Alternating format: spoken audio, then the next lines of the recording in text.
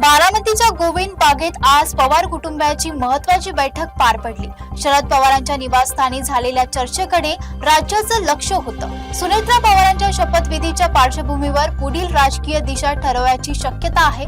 सुप्रिया सुळे आणि रोहित पवार उपस्थित होते। बारामतीच्या गोविंद बागेत आज सकाळी पवार कुटुंबाची बंदद्वार बैठक पार पडली। ही बैठक सुमारे अर्धा तास चालली असून त्यात शरद पवार, सुप्रिया सुळे, रोहित पवार, युगेंद्र पवार, श्रीनिवास पवार आणि राजेंद्र पवार यांची उपस्थिती होती।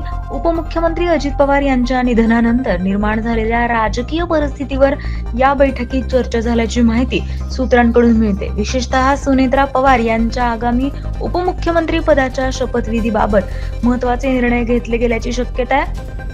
तसेच अजित पवार यांची अंतिम इच्छा म्हणून दोन्ही राष्ट्रवादी गट एकत्र येण्याच्या शक्यतेवरही खल झाल्याची चर्चा राजकीय वर्तुळात रंगली आहे। या बैठकीनंतर पवार कुटुंबाकडून कोणती अधिकृत भूमिका समोर येते याकडे आता संपूर्ण महाराष्ट्राचं लक्ष लागलंय।